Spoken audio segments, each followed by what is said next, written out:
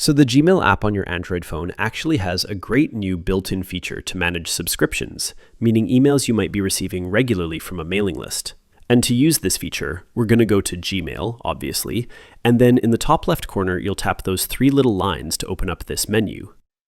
Then, on the sidebar, scroll down and usually right below the trash can, you'll see a button for Managing Subscriptions. This opens up a list of all the emails that you're getting regularly from different senders.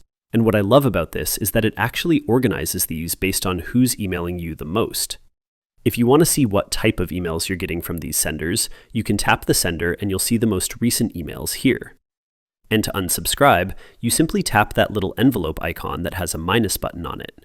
You get a prompt to unsubscribe, and then you can confirm here that you want to unsubscribe.